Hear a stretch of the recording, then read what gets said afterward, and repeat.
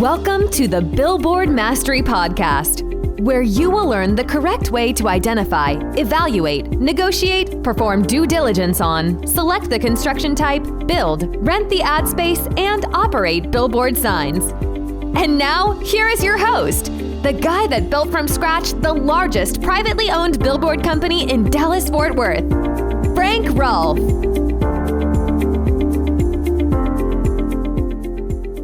Wooden billboards have been around for over 100 years. They're good money makers. They're very simple, very basic. Great tools to develop a side hustle of income or even your key main job. But the problem with wooden signs is it can often be very, very tricky to get them built. This is Frank Rolfe, the Billboard Mastery Podcast. We're going to talk about trying to find wooden sign contractors and how to get these old-fashioned wooden signs built in a modern world. Now, the first thing you have to remember is that the billboard industry has grown up a lot since the 1920s. Back then, all billboards were made of wood. The only exception were sometimes signs that appeared on the roofs of buildings. Those were made typically out of metal angle iron, welded directly to the infrastructure of the building itself. But if you had a billboard on a highway or a road back in the 1920s and the 30s and the 40s, it was going to be made out of wood. And not until we built the interstate highway system in the 50s was there enough traffic and enough money to even think about building signs out of more durable material, typically metal. They can be metal pipes, angle irons, and then finally, as we all know, it went up into the monopole structure. But what happened is, over the years, the wooden sign went from being the dominant product, the most common way to build a sign, to something that was very much in the minority. As time elapsed, monopole signs became the norm, and a lot of the companies that built wooden signs simply went out of business. And on top of that, you have the simple fact that a lot of those aged sign builders who were building the wooden signs in bulk back in the earlier decades, they just grew old over time, and those businesses ultimately just shut down. So today, when you want to build a wooden billboard, which is basically telephone poles placed in a line, 2x4s on top of that, and then pieces of plywood nailed on top of that, which you then stretch the vinyl over, how do you find people who do that kind of work these days? Well, here are three types of groups you can find that typically do build wooden signs. The first, people who build those signs we all see along the road that say land for sale. I know you've seen those on property. It can either say land for sale and a phone number, or it can say coming soon, some type of shopping center, or hotel, or apartment complex. Those are all wooden signs, built exactly the way they were built back in the olden days. So you go track down who built those. How do you do that? Well, one easy way is just to call the phone number on the land for sale sign. That's the guy who built the sign. He can tell you who the contractor was. You call him up and say, hey, I hate to bother you, but who built your sign that says land for sale? And he'll say, oh, I used Tom Smithers, and here's his phone number. Now you have a prospect to do that. Also, you can call some of the sign companies out there like Fast Signs and Kinko's, because they also often do vinyls or vinyl lettering for signs like that. And they'll know who came to pick up the signs or bought the vinyl signs from them. And that will lead, again, back to someone who actually builds wooden signs. Now, another option is just to find people who install telephone poles for utility companies, because the hardest part of building a wooden sign has always just been getting the poles in the ground. Nailing up the runners or those 2x4s that are horizontal and the plywood on top, that's never been that big a challenge to find someone who can do that work. It's really all about installing those big, heavy poles. And those guys who do that for utility companies, they have all the equipment to do it. They have the post hole digger, the auger on the back of the truck, and they've got the little crane that drops the poles in.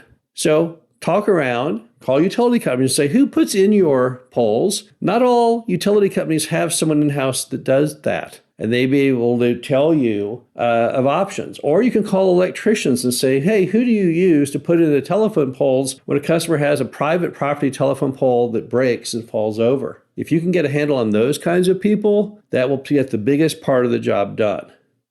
Finally, look out for people who build fences, because you've probably noticed there's a lot of large fences, privacy fences people are now building. The fences may be 10 feet high, on wooden telephone poles. Once again, they have the equipment to dig. They have the equipment to pick the poles up, put them in the holes. They understand how to do it. They understand how to put them in alignment so that the fence is straight. Call those contractors and see who they have who might be able to build a wooden sign. And typically you'll end up with a handful of ones who can. Here's some other tips you need to know about building wooden signs.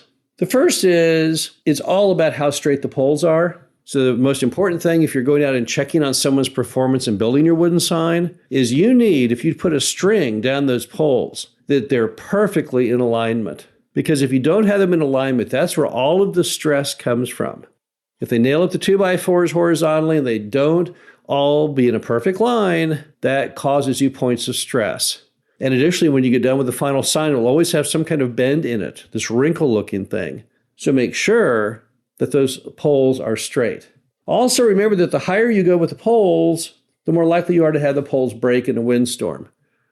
If you grab a pencil and you held it at the end where the eraser is, and then you push up or push down on the pencil to the point that it snaps, that's what goes on with wooden telephone poles. And the higher you hold that pencil towards the point of the pencil, the less pressure you'll have to push to snap the pencil. Because the pencil, in that case, acts like a lever. And the telephone pole that the sign sits on is no different.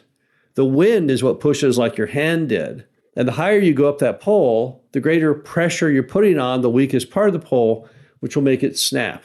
In the metal sign business, going high is typically what most people prefer, but in the wooden telephone pole business, you kind of want to go as low as you can while still being clear of obstructions and enough off the ground that no one tries to put any graffiti on it. Also, you can reduce the risk of pole snapping by putting cables at the top of the pole. So how that works is if you mount a cable between the top of the pole and the ground, and the wind blows hard, that helps take the pressure off the pole, pushing force towards the fulcrum where it will snap. So it's a way of reducing the pressure. Or you can put braces along the bottom of the poles. This can be in the form of a second row of poles, or it can just be 2x4s, which are somehow affixed and tethered to the ground to lower, once again, the pressure in the event of high winds. Finally, when you drill the holes and you put the poles in, sometimes you can't put in concrete, and you can't put in concrete because you can't get the concrete truck to that area. The truck that puts in the telephone poles is not very heavy, but concrete trucks are very heavy. And it may be impossible if you're not on a hardened road to get something down in that field without it getting stuck. In those cases, what you should do is just pour bags of dry concrete down the hole. What will typically happen is the moisture in the earth will mix with that concrete and eventually harden it. At least it gives you a shot. Some people instead try and put sand down the holes, and the problem is sand never has any compaction hardness whatsoever. Those poles over time, when the wind blows, will tend to bend in the earth, and pretty soon your sign will not work for you very well at all. Now, wooden signs are great. They are a very economical way to get into the billboard business, but you got to know how to do them properly, and hopefully these tips will help get you started. This is Frank Roth, the Billboard Mastery Podcast. Hope you enjoyed this. Talk to you again soon. Thank you for listening to the Billboard Mastery Podcast. Be sure to visit us at www.billboardmastery.com, where you can find past episodes of this show, plus an array of information to help you successfully build, buy, and operate billboard signs.